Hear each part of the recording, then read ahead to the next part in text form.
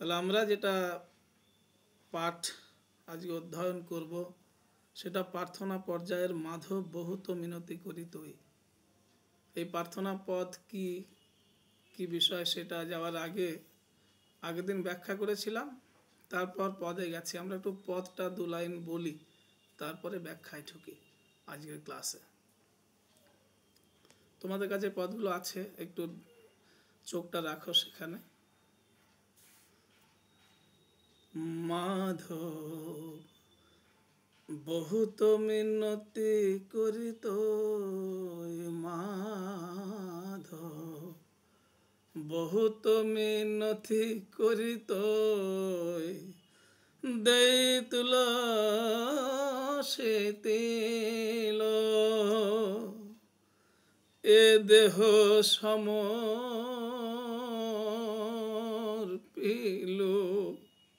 দয়াজনী ছরবে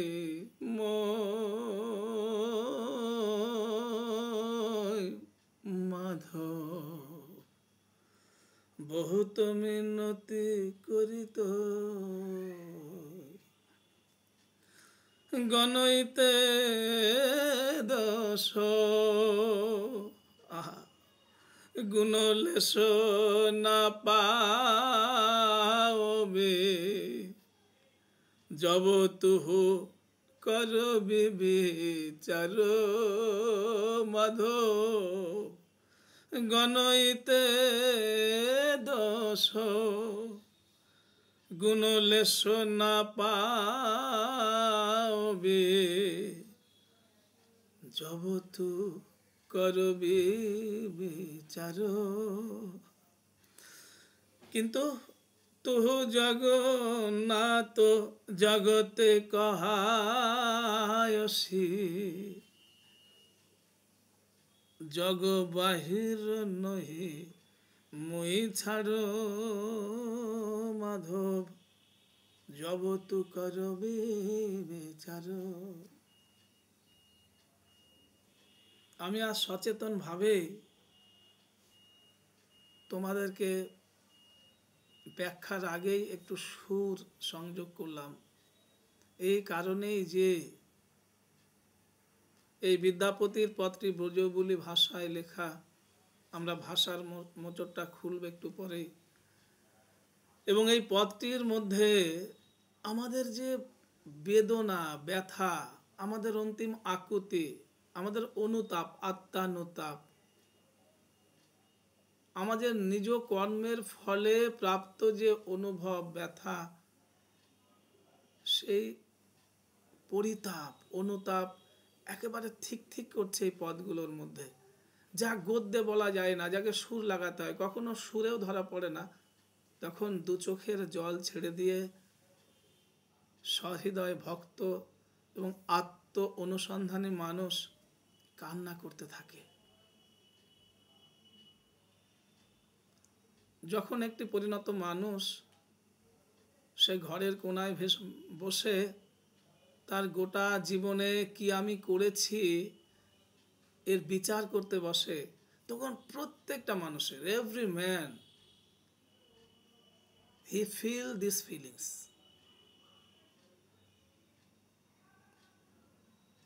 কারণ এই প্রার্থনা পর্যায়ে এসে বিদ্যাপতি বলছেন যে মাধব হে কৃষ্ণ, আমি আমার গোটা জীবন ধরে, যখন আমার যৌবন ছিল, রক্তের জোর ছিল, তখন এমন অনেক কামজ কেলি করে বেরিয়েছি, হেতা নয় হোতা নয়, এত মানুষের সঙ্গে এত নারী সঙ্গ করেছি,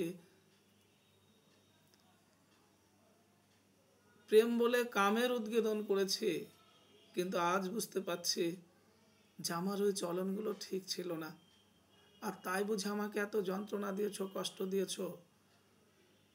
আমার গোটা জীবন সায়াহ্ন উপনীত হয়ে বিদ্যাপতি বলছে যে আমার গোটা জীবনের যদি তুমি বিচার করতে বসো, তাহলে দেখবে যে আমার গুণের থেকে দোষের পাল্লাটা বেশি। ফলে আমার এই পাপ স্খলনের কোনো জায়গা নেই মাধব। তবু আমি মিনতি করে বলছি যে আমি তো এই জগতের একটি অংশ, দোষে গুণে মিলে মানুষ। আর মাধব, তুমি তো জগন্নাথ, জগতের নাথ। তাই দয়া করে, কৃপা করে আমার এই দোষ ত্রুটিগুলো, আমার অতীত জীবনের যে ত্রুটি, সেইগুলো মোচন করে আমাকে কে তোমার শ্রীপাদ পদ্মে স্থান দেবে না। শাক্ত পদাবলীর যে ভক্তের আকুতি আর বৈষ্ণব পদাবলীর প্রার্থনা পর্যায়ের পথ একদম সেম। এবং আমার বলতে ভালো লাগছে, রিলেট করতে ভালো লাগছে, এই যে নিজেকে সঁপে দেওয়া, নিজের আত্ম অনুতাপিত হয়ে সৎভাবে অকপটে নিজের পাপকে স্বীকার করা, এটার মধ্যযুগ ঘুরে ঘুরে এসে রবি ঠাকুরের মধ্যে দেখতে পারলাম যে রবীন্দ্রনাথ যখন নোবেল প্রাইজ পাচ্ছেন সং অফারেন্স গ্রন্থের জন্যে, তোমরা জানো তার প্রথম গানগুলো, প্রথম দিকের প্রথম গান, সে একই কথা বলছে না যেখানে রবীন্দ্রনাথ বলছেন,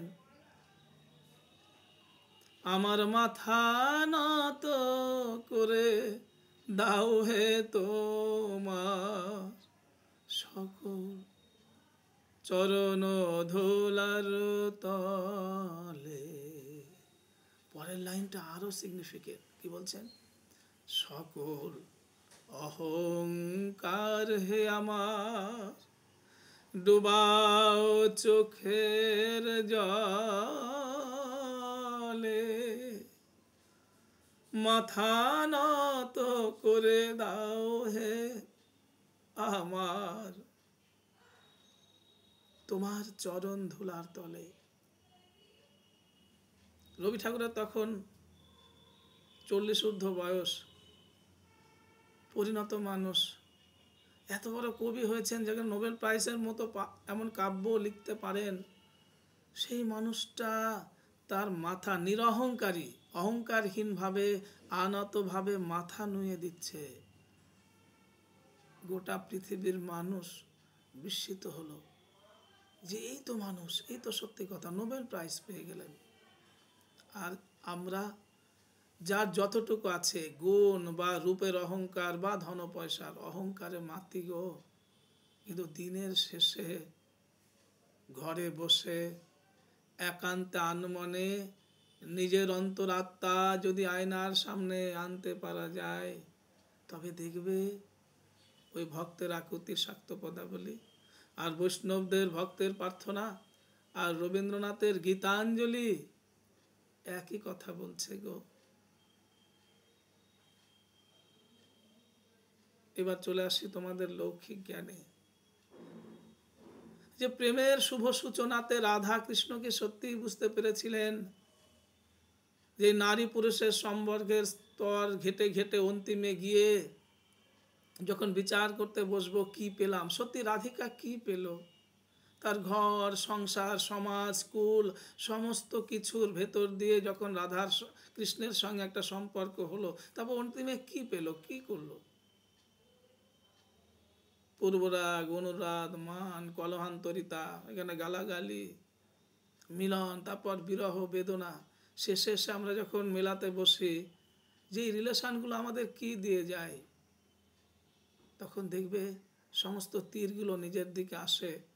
তখন মনে হয় শুধু এই সমস্ত ফালতু কাজে, ফালতু রিলেশনগুলোর মধ্যে গিয়ে 10টা 12টা 20টা সম্পর্কের মধ্যে নিজেকে নিয়ে গিয়ে অন্তিমে কিছুই করিনি, ভালো কাজ করতে পারিনি।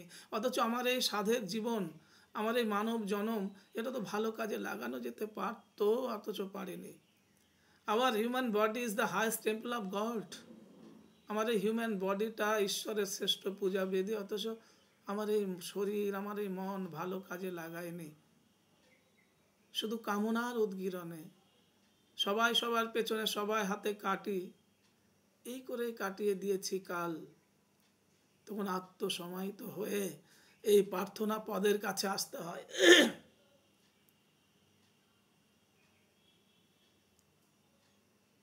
বৈষ্ণব পদকাররা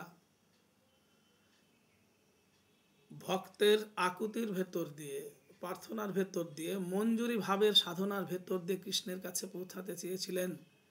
আপন কৃতকর্ম পাপের স্খলন ঘটাতে চেয়েছিলেন, যে হে মাধব, তুমি জগতের সৃষ্টিকর্তা, সর্বকারণ কারণম, তুমি সচ্চিদানন্দ বিগ্রহ, তুমি তো এই জগতের সর্বকারণের কারণ।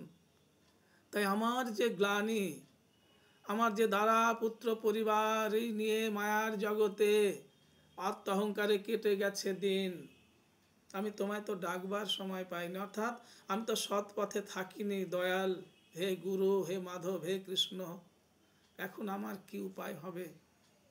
তাই অন্তিমে আমার আকুতি, তুমি তো দয়াল ঠাকুর, দয়া করে আমার এই পাপ ও শরীরটাকে তুমি তোমার পায়ে স্থিতি দিও। এই মঞ্জুরি ভাবের সাধনার ভেতর দিয়ে ভক্তের যে প্রার্থনা বৈষ্ণব পদাবলী, সেই অনুভূতিতে নিয়ে যে পথ, সেই পথগুলোরই নাম দেওয়া হয়েছে প্রার্থনা পর্যায়ের পথ। এখানে এসেই এই তোমাদের যে সিলেবাসের টেক্সট করেছে, তোমাদের এই উত্তরণ ঘটানোটা খুব দরকার, যে আমরা এই প্রেজেন্ট লাইফে তোমাদের এই যে 20-21, 18-19, 20-21, 22 বছরের বয়স, আমরা কি এরপর যে 100টা বছর বেঁচে থাকবে, তোমরা থাকবো, আমাদের দিন তো শেষ, তোমরা শুরু করছো।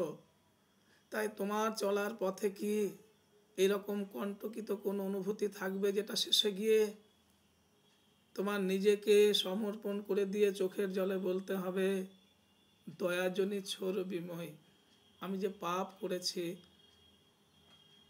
তা থেকে আমাকে মুক্তি দেওয়া হোক। তোমার চলার পথ সুগমের জন্যেই, দূরদর্শী হওয়ার জন্যেই এই পদগুলো দেওয়া বৈষ্ণব পদাবলীতে। বৈষ্ণব পদাবলী কখনোই চেতনাটাকে কামজ করে দেয় না, স্থূল চটুল প্রেমের দিকে তোমায় ঠেলে দেয় না, বরং what is mean by life, এই জীবনের মানে কি, আর বঙ্কিমের কথায় এই জীবন লইয়া কি করিতে হয়, সেইটা শেখায়। এবার আমি বিদ্যাপতির যে ব্রজবুলি ভাষা, তার মোচড়টা ভাঙতে ভাঙতে একটুখানি ঢুকি পদে। তোমরা কি শুনতে পাচ্ছ বাবা? সুদীপ, শুনতে পাচ্ছি। আশা করছি একটু বুঝতে পারছো বাবু? ঠিক আছে। মাধব বহুত মিনতি করিত, মাধব বহুত মিনতি করিত, দেহ তুলসী তিল এ দেহ সমর্পিলু, দয়াজন ছড়বি ময়।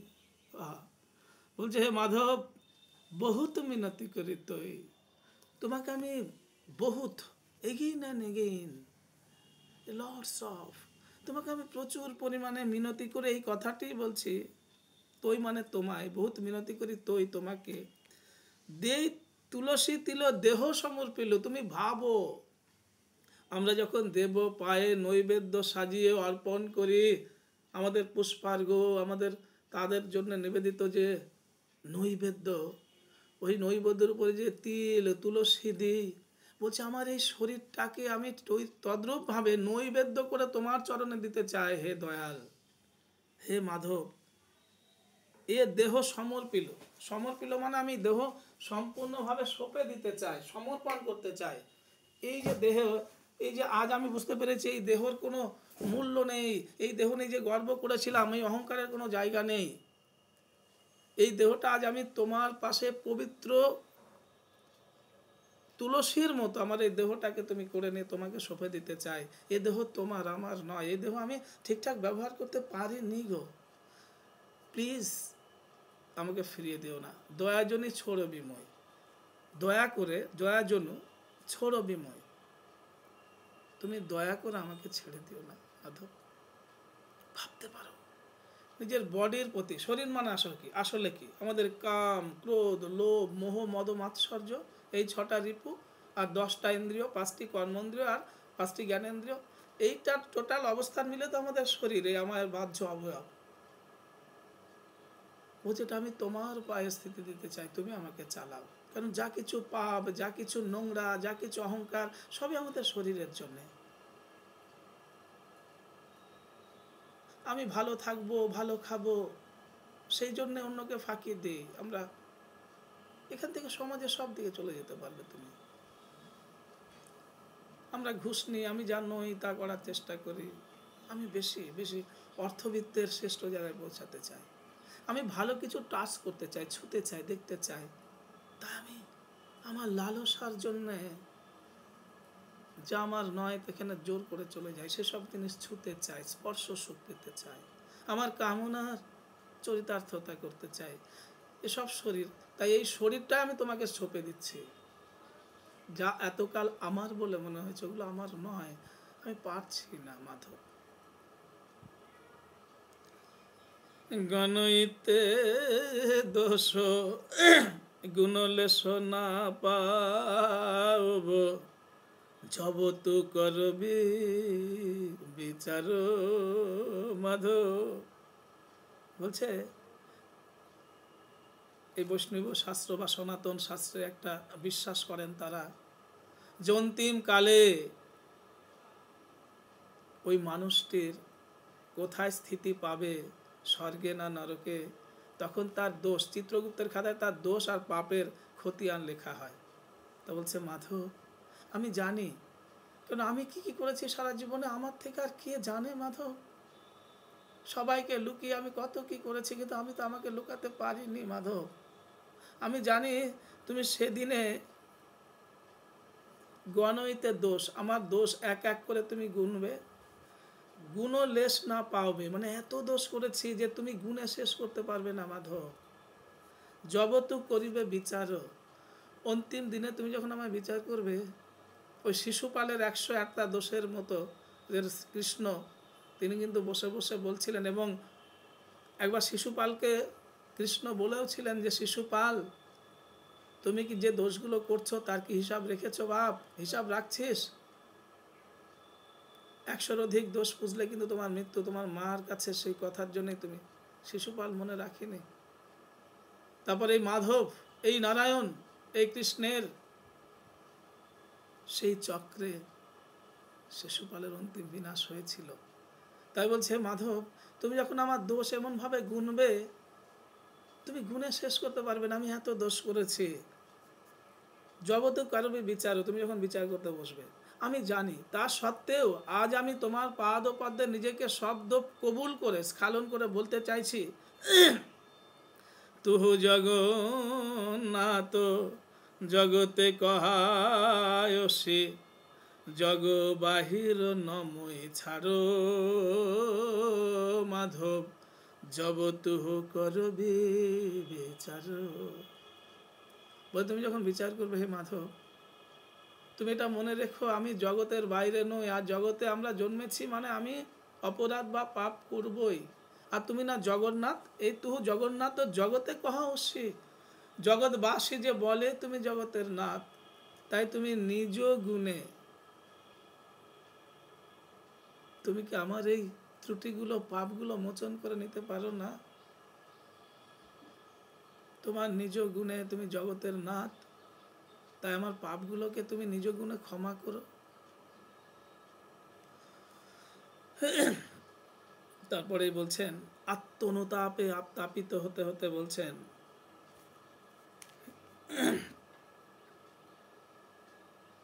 কিয়ে মানুষ পশু পাখি কিয়ে জনমিয়ে, অথবা কীট তো পতঙ্গ, কর্ম বিপাকে গতাগতি পুন পুন, মতি রহ তুয়া পর সঙ্গ। মাধব কি বলল? বলছে হে মাধব আমার এখন অন্তিম প্রার্থনা কি জানো তোমার কাছে? আমি জানি, কিয়ে মানুষ পশু পাখি কিয়ে জন্মিয়ে অথবা কীট পতঙ্গ। তুমি তো বলেছো মাধব, এই ধর্মীয় কথাই বলছে, সনাতনীয় যে শাস্ত্র তারা বিশ্বাস করেন, এই জগতের প্রতি আমাদের লোভ লালসা থেকে গেলে আমরা নাকি আমাদের পুনর্জন্ম হয়। আমরা নাকি যেমন আচরণ করি, যেমন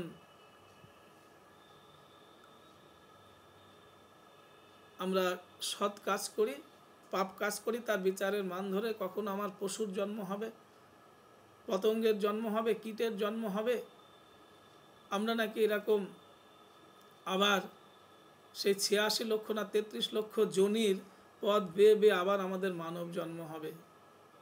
তাই আমি বলছেন যে আমি যে রূপেই জন্মাই না কেন, কারণ আমি তো মানুষ হতে বোধ হয় পারবো না, যা পাপ করেছি।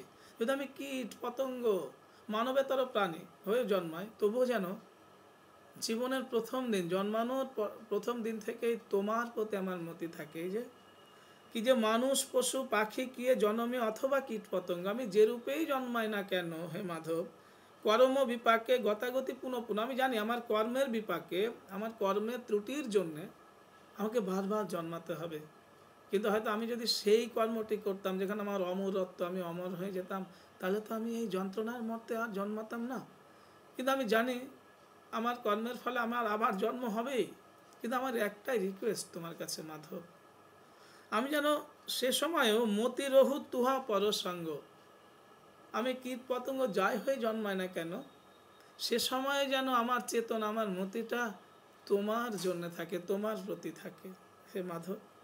এই প্রার্থনা। ভনয় ভনয় বিদ্যাপতি অতিশয় কাতর, তরইতে ইহ ভব সিন্ধু মাধো। ভনয়ে বিদ্যাপতি, বিদ্যাপতি বলছেন অন্তিমে, অতিশয় কাতর, কাতর কণ্ঠে আত্ম অনুতাপিত বিদ্যাপতি, চোখের জলে শাশ্রু নয়নে হৃদয়ের কুন্দন ধ্বনি মিশিয়ে বিদ্যাপতি এই কথাটি বলছেন। ভনয়ে বিদ্যাপতি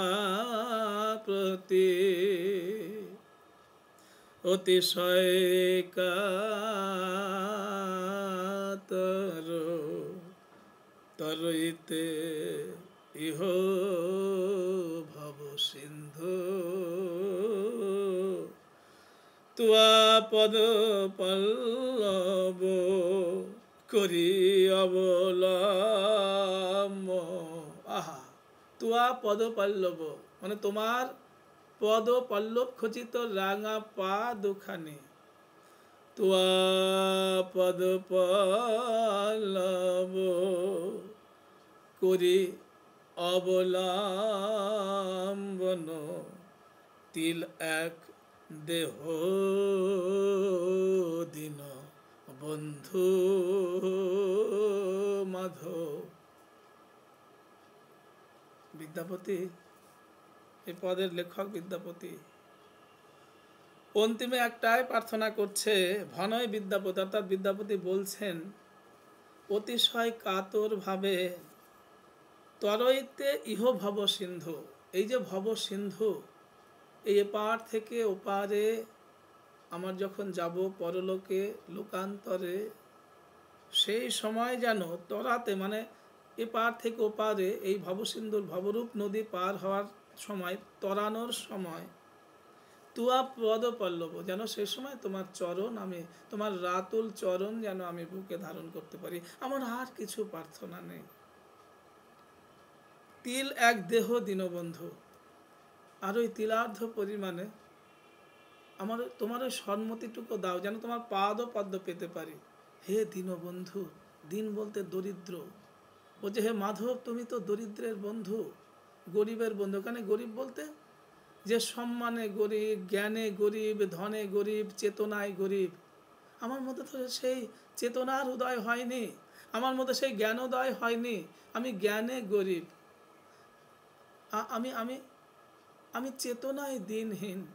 তুমি আমার চৈতন্য করিয়ে দিও হে চৈতন্য গোসাই, হে দীন ও বন্ধু জগৎপতি। সেই জগৎপতি দীনবন্ধুর কাছে একটাই প্রার্থনা, যে তুমি যেন আমার ভেতরের সেই জ্ঞান চুকো দিও এবং তোমার সেই পাদ ও পদ্ম যেন ধরতে পারি। ফলে এই পদটিতে একেবারেই প্রার্থনা পদের যে সমস্ত লক্ষণ সব ধরা পড়েছে। এবং আমি জানি না তোমরা এই বয়সে কতটা এই পদটার মাহাত্ম্য বুঝতে পারলে, কিন্তু তুমি যতবার পড়বে এই পদটি, তোমার বয়সের পর পর পারম্পর্যে ততবার তোমার চোখে জল ঝরবে, ঝরতেই হবে। এইটাই প্রার্থনা পর্যায়ের পথ বৈষ্ণব পদকাররা, যেটা প্রত্যেক বৈষ্ণব পদকাররা বা বৈষ্ণবরা নিজেকে ভক্তরূপ জ্ঞান করে আর মাধবকে ঈশ্বররূপ জেনে তারই সেই পাদ পদ্মে আপন জীবনে যে সমস্ত শরীরকৃত পাপ, সেই পাপ অর্পণ করতে চেয়েছেন। ঠিক আছে।